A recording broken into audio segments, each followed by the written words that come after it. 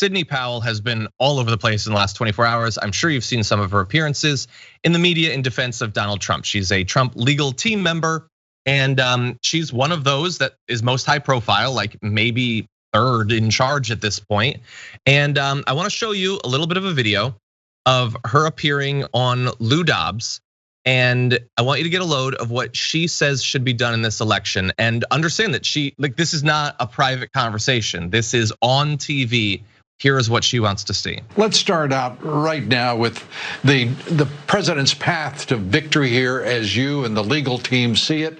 If you could give us just that canvas very quickly.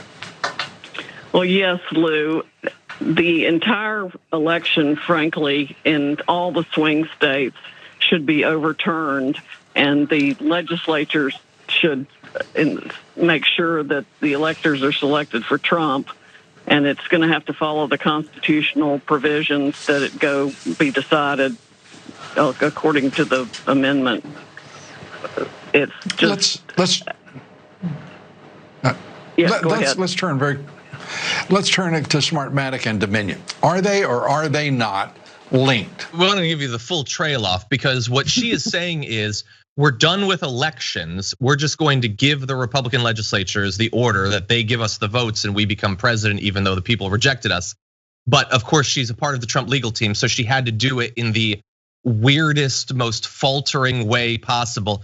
We need to do it in the Constitution by the amendment. And like Lou Dobbs is at the ragged edge of his own sanity. And even he got uncomfortable there with how flaccidly she presented this incredibly anti-democratic authoritarian legal strategy. Right, and went into calmer, easier to navigate waters of Republican rhetorical insanity like, well, we've replaced Benghazi with Dominion in terms of boogeyman words. So let's just say Dominion and Smartmatic. The other thing that there's another moment from Sidney, there's two important Sidney Powell moments in addition to that. One is her just saying Hugo Chavez, Venezuela, in that unfortunately got overshadowed by, it's not hair dye that was running, it's hair powder, if you must know. Those were tiny carpet fibers that men losing their hair. It's called, what's it called? Topic hair powder that you put in here to fill in the holes, and then when you sweat, it literally runs down. Did you feel his pain? Oh, I feel his pain. I use it sometimes when I do shots that have over the shoulder. Well, that's why you do the beard. So if it starts to come down, it just blends naturally in. When you take a shower, it looks like when you bring the dog in from the field and give it a bath, like it's just brown water everywhere. That's what's happening, code crack. But Sidney Powell in that same press conference goes out there and she essentially says like, I don't know, let's combine the boogie word of votes and Dominion with Hugo Chavez in Venezuela. Don't pay attention to the fact that he's been dead for 7 years.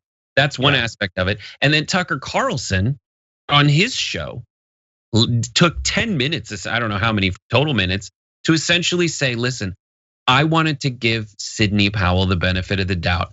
Tucker Carlson did this. I invited her on the show and wanted to give her a whole hour, but all I asked is that she give us some of the evidence, and she wouldn't divulge the evidence. So that's like the only person who's gonna let her come in and spout the nonsense that's left in this big, cruel world is Lou Dobbs. And even he got uncomfortable with how weak that argument was. He moved on to something that at least is structured like a familiar argument. Well, yeah, and because he wants to focus on sort of the process. She's being too clear about the goal. She was basically saying, overturn the results.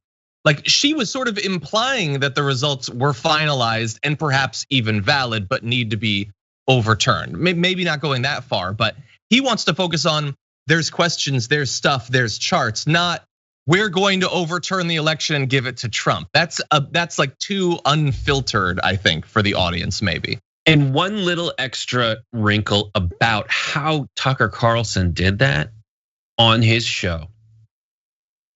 The way that Republicans who are trying, who have grifted for years and years, but who even themselves understand that this is a bridge too far for the United States of America and there's no going back. Like it's that bridge that will crumple as you take your last step off it and you can't be back. You can't make America great again after that because it's not America anymore.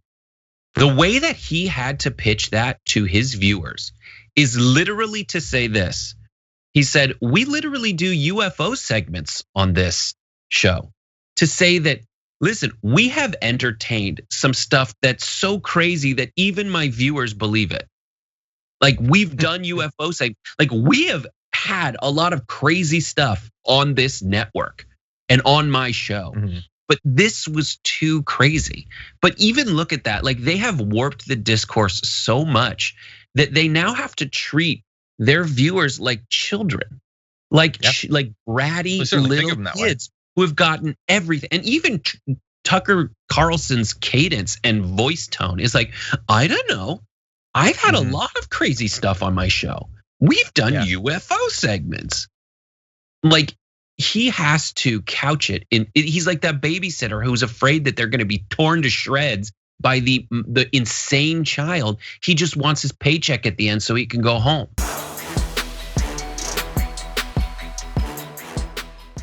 Check out the Damage Report podcast each day, wherever you get your podcasts, whether Pocket Casts or Stitcher or iTunes. You can join me as I give you the news and stories you want, with a range of co-hosts and interview guests jumping in on the fun each day. Again, that's the Damage Report, wherever you get your podcasts. And if you get them at iTunes, don't forget to rate and review. Sometimes I'll read them live on the show.